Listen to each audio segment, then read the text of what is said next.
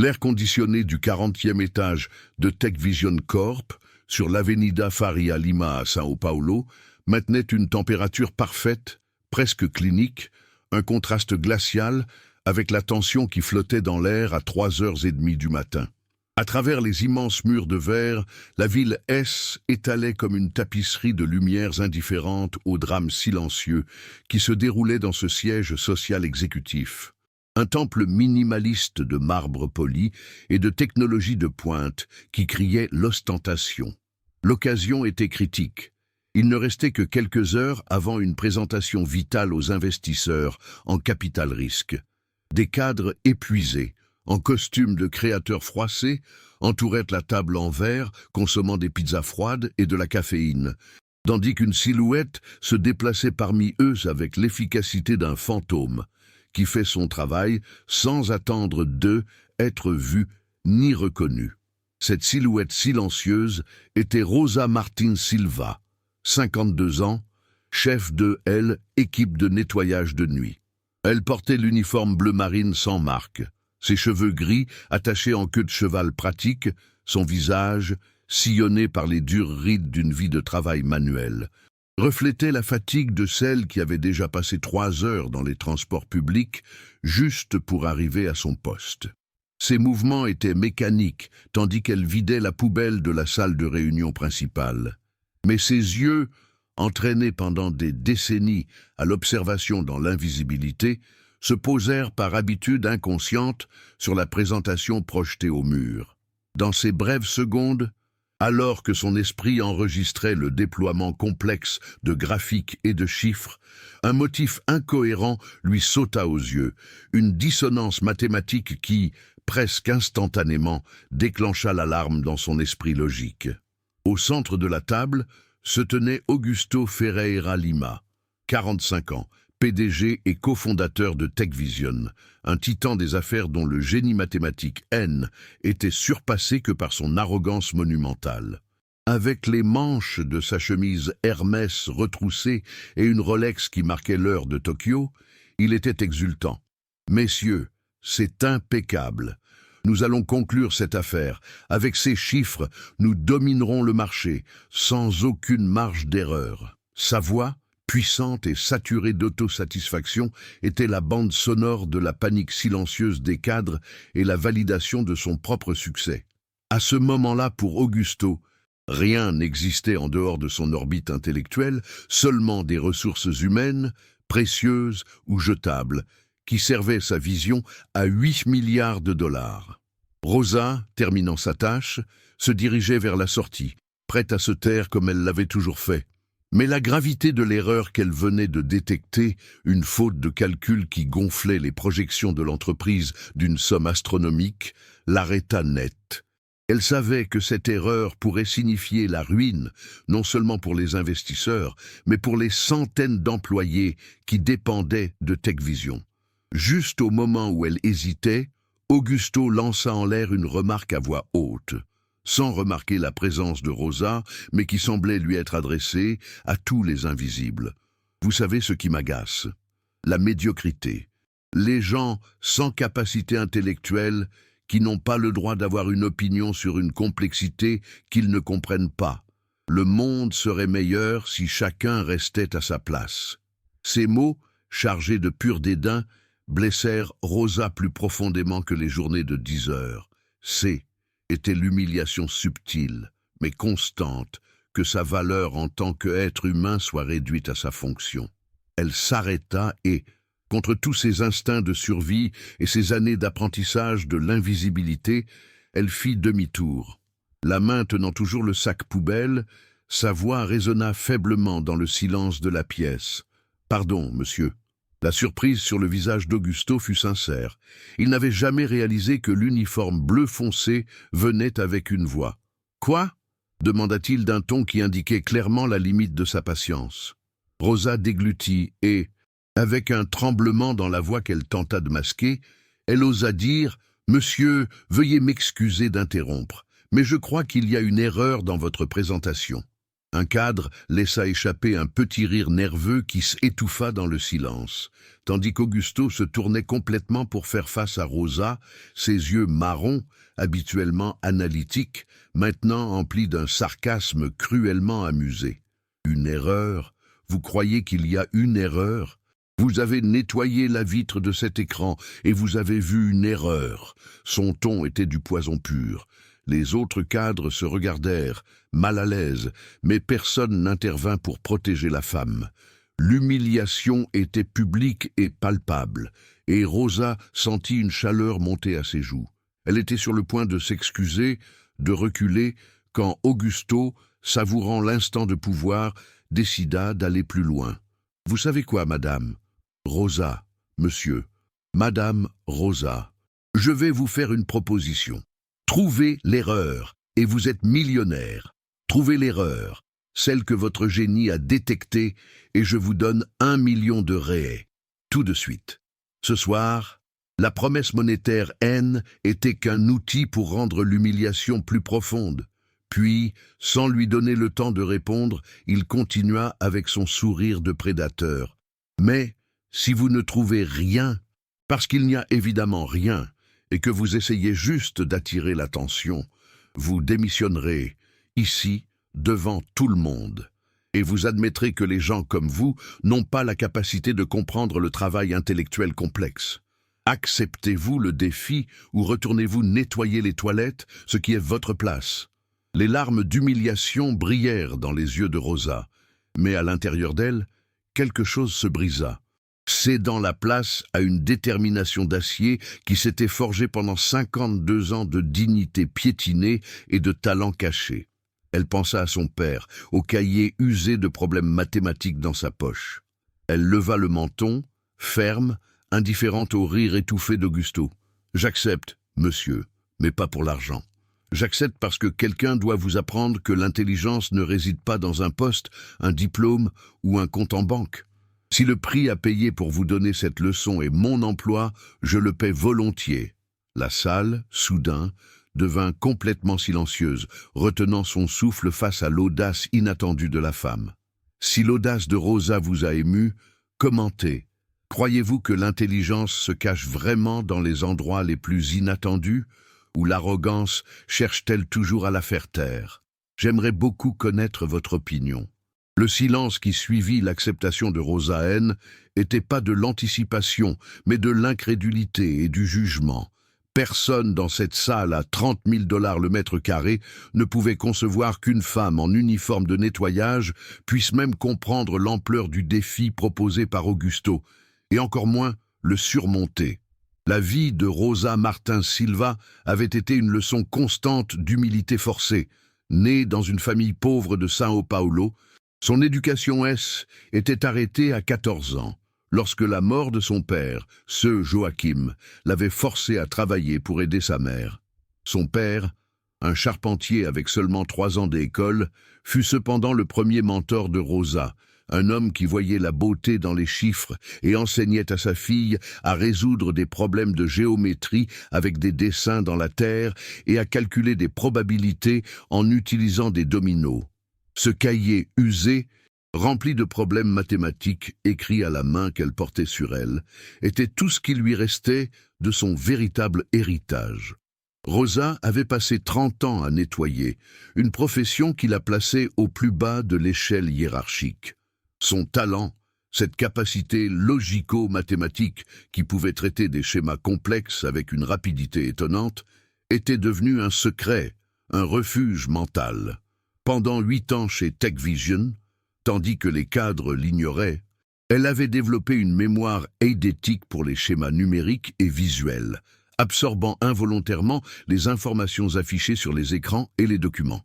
Pour elle, les rapports financiers et les codes de programmation N étaient que des énigmes fascinantes, et LS était entraînée en secret à les résoudre, utilisant des livres empruntés à la bibliothèque publique pendant ses pauses déjeuner et des vidéos YouTube pour se tenir à jour sur son humble téléphone.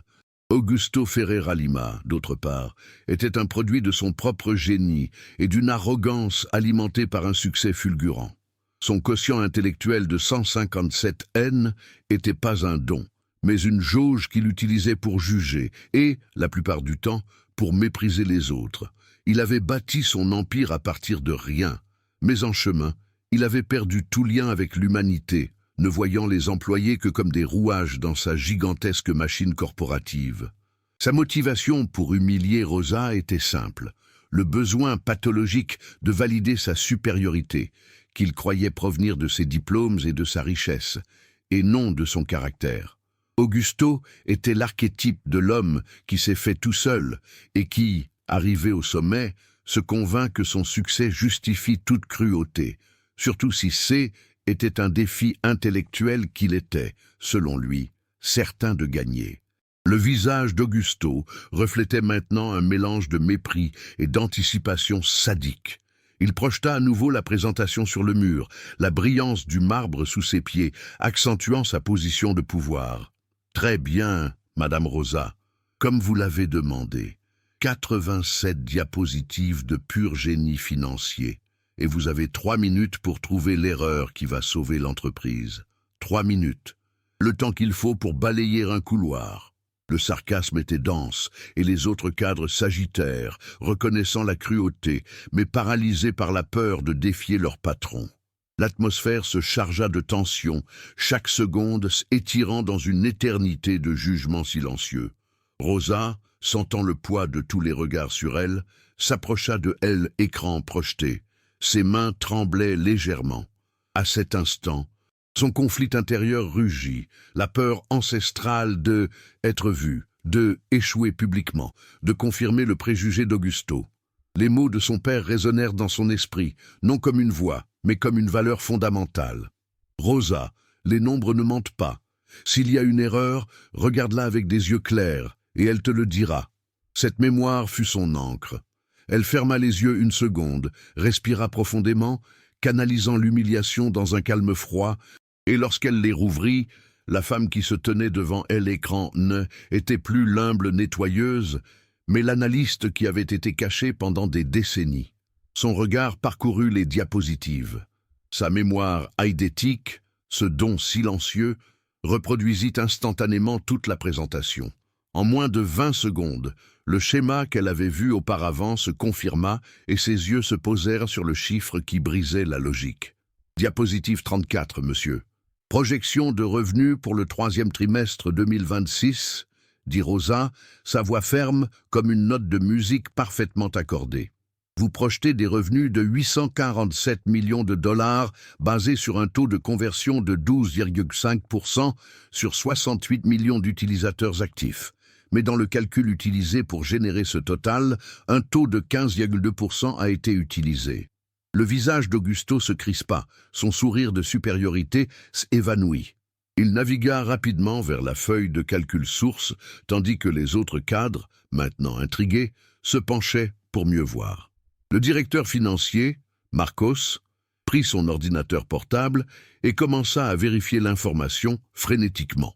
Rosa continua maintenant avec une cadence implacable, exposant comment l'erreur, apparemment petite, s'était ramifiée. Cette erreur se propage. Diapositive 35. La projection annuelle est gonflée de 62 millions de dollars. Diapositive 38. La projection triennale, exagérée de 180 millions de dollars. Diapositive 42. La valorisation de l'entreprise est surestimée de 22%. Si vous présentez ceci, vous serez accusé de fraude intentionnelle car les investisseurs vont vérifier les chiffres. Votre entreprise risque l'implosion dans 5 heures.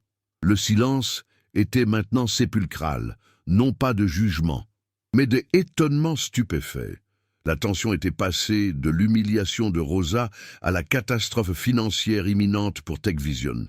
Marcos, pâle comme le marbre du sol, murmura « Augusto, elle a raison. Mon Dieu, elle a absolument raison. Comment avons-nous pu manquer ça ?»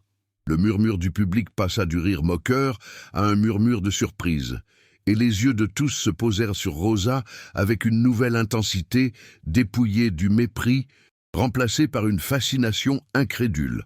Augusto, visiblement agacé par la perte de contrôle, tenta de détourner l'attention, désespérément, cherchant à reprendre son rôle de dominant.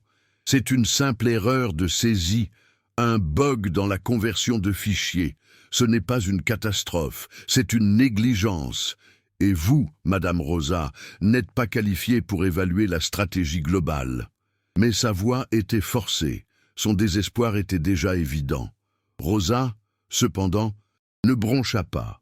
Elle n'était pas là pour gagner de l'argent, mais pour affirmer une vérité qui allait au-delà d'1 million de réais. Elle maintint le contact visuel avec lui, sa voix calme et ferme, insufflant un nouveau respect dans l'atmosphère. Ce n'est pas seulement de la saisie, monsieur.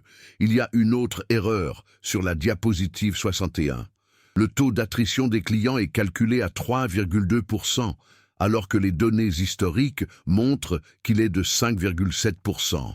Et sur la diapositive 73, la marge EBITDA utilise les dépenses du T1 2024 et non les projections ajustées pour le T1 2025. Ce sont 3 erreurs graves. L'air S épaissit encore plus à mesure que les chiffres exacts sortaient de la bouche de la femme de ménage avec une précision qui embarrassait toute l'équipe financière. Ladré Elena, la CTO de l'entreprise, une femme réputée pour sa rigueur scientifique, s'approcha de l'écran, le front plissé par la concentration. Elle commença à vérifier les données sur sa tablette, puis, avec une expression de stupéfaction qu'elle ne put dissimuler, leva la tête. Augusto, elle a raison sur tout. Ce ne sont pas seulement des erreurs de calcul, c'est une cascade de données incorrectes. Nous étions sur le point de présenter une proposition de fraude involontaire aux investisseurs. Elle nous a sauvés de la honte et d'un possible effondrement légal. L'humiliation se retournait contre Augusto, exposant non seulement une erreur de calcul, mais la faillibilité de son génie et l'aveuglement de son arrogance. Rosa, voyant que sa victoire mathématique était indiscutable, décida de porter le coup de grâce, un coup qui transcendait les chiffres. Et il y a autre chose, monsieur, quelque chose qui n'est pas une erreur mathématique, mais une incohérence stratégique. Elle désigna la diapositive 12. Vous promettez aux investisseurs d'utiliser l'IA générative pour démocratiser l'accès aux services financiers pour la population à faible revenu. Mais, sur la diapositive 58, votre stratégie de monétisation repose entièrement sur des utilisateurs premium avec des revenus supérieurs à 100 000 $ par an. Ce sont 2 visions complètement contradictoires. Les investisseurs sophistiqués verront que vous ne savez pas quelle est votre stratégie ou que vous mentez intentionnellement sur l'une des diapositives. C'est pire qu'une erreur numérique, monsieur. C'est un mensonge de dessin. Le commentaire de Rosa, qui combinait la logique froide des finances avec une perspicacité sur l'éthique et la cohérence, fut dévastateur. Augusto était pétrifié, incapable de répondre, son visage complètement dénué de couleur. Le directeur financier, Marcos, résuma le sentiment de tous par un murmure. Putain, elle vient d'analyser 87 diapositives en 3 minutes mieux que notre équipe en 3 semaines. Et elle l'a fait pendant qu'elle nettoyait la table. Le silence était maintenant révérencieux, la moquerie était complètement évaporée, remplacée par une admiration incrédule envers la femme en uniforme de nettoyage. La situation était complètement inversée. Augusto Ferreira Lima s'effondra lourdement sur l'une des chaises design, le tremblement de ses mains trahissant la désintégration de son ego. Il n'était plus le PDG magnétique à 8 milliards de dollars, mais un homme confronté à la vérité de sa propre insuffisance intellectuelle, exposé par la personne qu'il considérait le moins. Il regarda Rosa, non pas avec colère, mais avec un mélange de choc et une question désespérée dans ses yeux. Comment? Comment avez-vous fait ça? Vous avez 3 ans de collège? Vous nettoyez des sols. Comment savez-vous ces choses? Sa voix était un murmure brisé, et son univers de vérité arrogante s'effondrait sur lui-même. Rosa, sentant l'intensité de la situation, répondit avec une dignité tranquille qui contrastait avec la panique du PDG. « Monsieur, le fait que je nettoie le sol ne signifie pas que mon cerveau est sale. J'ai des yeux, j'ai de la mémoire.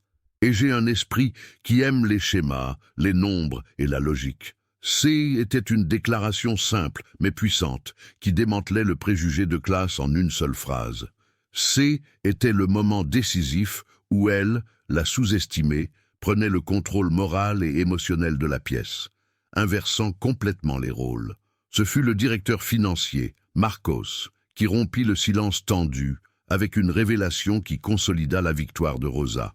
Il regarda son téléphone avec une expression de stupéfaction croissante. « Attendez, Rosa Martin Silva, vous êtes la Rosa qui travaille ici depuis 8 ans ?» Rosa acquiesça. Marcos continua, la voix à peine audible. « Il y a 3 ans, il y a eu un incident. Quelqu'un a envoyé un courriel anonyme au département financier signalant une erreur de 3 millions de dollars dans un rapport trimestriel. Le courriel provenait d'un compte temporaire impossible à tracer. Cela a sauvé l'entreprise de rapporter des chiffres erronés à la SEC. C'était vous ?» Un silence d'attente emplit l'espace. Rosa hésita un instant. Le besoin de cacher son talent en conflit avec le poids de la vérité, mais finalement acquiesça lentement. « Oui, monsieur, j'ai vu l'erreur en nettoyant. Je ne savais pas comment la signaler. Personne n'écoute une femme de ménage. Alors j'ai créé un courriel anonyme dans un cybercafé. Un autre cadre se souvint d'un deuxième incident. Et il y a 2 ans, notre code de sécurité avait une vulnérabilité que personne n'avait détectée. Un courriel anonyme nous a alertés. Était vous aussi ?» Rosa acquiesça à nouveau, confirmant la vérité que, tandis que tous l'ignoraient, elle avait, anonymement, veillé sur l'Empire. Augusto se sentit accablé, son visage se tordit en un masque d'autodépréciation. « Vous êtes en train de me dire que pendant des années, alors que je vous ignorais complètement, vous étiez en train de nous sauver, de nous protéger ?» L'impact de la révélation était brutal. Il avait vécu dans l'illusion de sa supériorité, seulement pour découvrir que le véritable génie qui soutenait son entreprise avait manié une serpillière, invisible et dévalorisée. Sa brillanteur certifiée avait été aveugle à l'intelligence authentique qui était juste sous son nez. Ladré Helena, la CTO, s'approcha de Rosa, ses yeux brillants d'un respect naissant. « Madame Rosa, vous savez lire du code ?» Rosa sourit timidement. « Un peu, madame. J'ai appris seul. Je prends des livres à la bibliothèque. Je regarde des vidéos sur YouTube sur mon téléphone. J'ai reconnu le schéma d'injection SQL. Je l'ai trouvé joli, comme une énigme. » Helena se tourna vers Augusto, sa voix chargée d'un reproche silencieux. « Augusto, vous dites toujours que nous recherchons les meilleurs talents au monde. Nous avions un génie travaillant à notre étage pendant 8 ans, et vous ne l'avez pas vue parce qu'elle portait un uniforme de nettoyage. » Marcos, le directeur financier, ajouta le poids du côté financier. La femme a une mémoire photographique, une analyse critique exceptionnelle, une pensée logique de niveau doctoral. Et elle gagne le salaire minimum en nettoyant la salle de bain que vous utilisez. Le contraste entre la richesse matérielle et la superficialité du PDG contre la dignité et la richesse émotionnelle de Rosa était maintenant dévastateur. L'humiliation d'Augusto était complète, son arrogance était devenue son pire ennemi.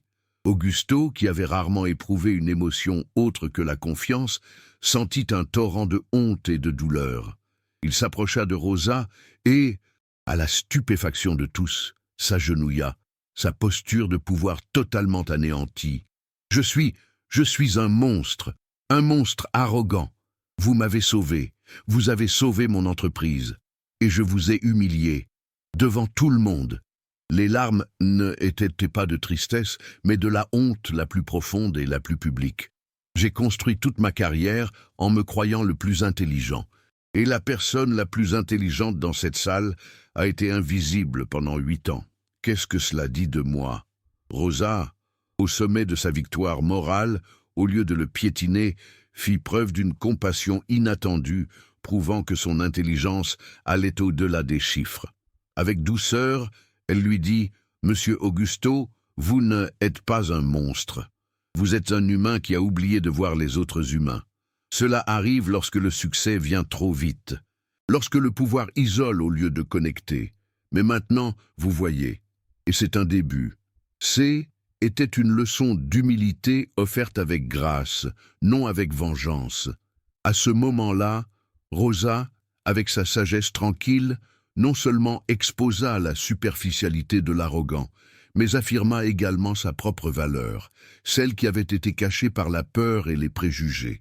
Sa douleur intérieure, cette honte de ne pas avoir terminé l'école, de être considérée comme moins, se dissipa dans l'acte d'auto-affirmation. Elle se redressa, portant sa dignité comme son armure. Le public, qui était passé de la moquerie à l'étonnement, la regardait maintenant avec une admiration inconditionnelle. Augusto se releva, recomposé, mais son âme était à vif. Il regarda Rosa. « J'ai promis 1 million de réais si vous trouviez une erreur.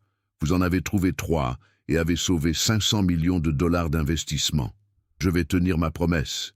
Mais ce n'est pas un paiement, c'est une excuse inadéquate. » Il appela au téléphone. « Je fais le virement immédiatement. » Rosa leva la main. « Monsieur, merci, mais vous pouvez faire quelque chose de plus important. Ma fille est en dernière année de maîtrise et a besoin d'argent pour finir. Mon petit-fils a besoin d'une opération pour une hernie que l'assurance ne couvre pas. Utilisez cet argent pour eux. Pour moi, je préfère autre chose. »« Quoi ?» demanda Augusto. Rosa prit une profonde inspiration et sa voix se remplit d'une aspiration de plusieurs décennies. « Je veux travailler avec les chiffres, vraiment. Je n'ai pas besoin d'un poste élevé. Ça peut être analyste junior, stagiaire, n'importe quoi. Je veux juste l'opportunité d'utiliser mon esprit pour autre chose que de mémoriser quel produit nettoie le verre sans laisser de traces. Je sais que je n'ai pas de diplôme. Je sais que j'ai 52 ans. Mais vous avez demandé ce que je voulais, et c'est ça, une opportunité. » C était l'affirmation totale de son talent, la libération de son passé, demandant non pas la charité, mais la simple opportunité de être celle qu'elle était vraiment. L'offre de Rosa fut le dernier point culminant, la demande de dignité au-delà de la richesse. Avant qu'Augusto ne puisse répondre, la dr Helena, la CTO, intervint, sa voix résonnante avec autorité et conviction. Analyste junior. Absolument pas. Rosa, sur la base de ce que je viens de voir, je veux vous embaucher comme consultante senior en qualité et analyse de données. Vous me rendrez compte directement. Un salaire initial de 25 000 $ par mois, des avantages sociaux complets et une bourse complète pour que vous terminiez vos études secondaires et universitaires si vous le souhaitez, à votre rythme. Elle regarda Augusto, forçant l'approbation. Approuvé, PDG? Augusto acquiesça. Sa voix étranglée par l'émotion et la reddition totale. Approuvé, plus qu'approuvé. Et Rosa, le million de réais est pour que votre fille termine sa maîtrise et pour l'opération de votre petit-fils. Je n'accepte pas de non comme réponse. C'est la restitution pour 8 ans d'invisibilité. C était la justice poétique. Rosa, qui avait demandé une opportunité, n'avait pas seulement obtenu un emploi, mais la reconnaissance de sa valeur et la libération de la charge financière qui pesait sur sa famille. Son humilité et son talent avaient prévalu, démontrant que la véritable essence humaine triomphe toujours sur l'arrogance. La transformation d'Augusto fut instantanée et publique. Il se tourna vers les cadres avec une nouvelle autorité, une autorité née de l'humilité nouvellement découverte. Et à partir d'aujourd'hui, cette entreprise change. La culture de l'arrogance est terminée. Les gens ne sont plus ignorés en raison de leur poste, de leur uniforme ou de l'absence de diplôme. Le talent existe dans des endroits inattendus. Et si moi, avec mon QI de 157 et mes diplômes coûteux, j'ai été trop aveugle pour le voir, alors notre culture d'embauche est en échec. Son humiliation était complète, mais d'elle naissait une authentique rédemption corporative. Marcos, le directeur financier, qui avait tout vu, fit écho à la nouvelle morale. Je vais créer un programme formel, talents invisibles, identifier les employés sous-traités, nettoyage, sécurité, maintenance, avec des compétences sous-utilisées, leur offrir formation et opportunités de transition professionnelle. La responsable des ressources humaines acquiesça. et je vais auditer tous les fournisseurs sous-traités pour garantir des salaires et des conditions de travail équitables. Si nous gagnons des milliards, nous ne pouvons pas avoir des gens qui travaillent pour une misère dans notre bâtiment. La leçon de Rosa était devenue la nouvelle éthique de l'entreprise. La vidéo de l'interaction, capturée par une caméra de sécurité, fut divulguée et devint virale mondialement sous le titre « Le PDG défie la femme de ménage de trouver une erreur. Elle sauve toute l'entreprise ». Augusto Ferreira Lima devint un exemple ambigu, d'arrogance punie, mais aussi de transformation sincère. Il utilisa l'attention des médias pour lancer une conversation mondiale sur le talent gaspillé par les préjugés de classe et le crédentialisme, transformant sa honte publique en une plateforme de changement positif pour la société. Rosa, la femme qui avait été invisible, était maintenant une inspiration. Elle embrassa sa nouvelle réalité avec dignité et détermination, consciente que sa victoire n'était pas seulement personnelle, mais une représentation de tous ceux dont le talent est étouffé par l'aveuglement des préjugés.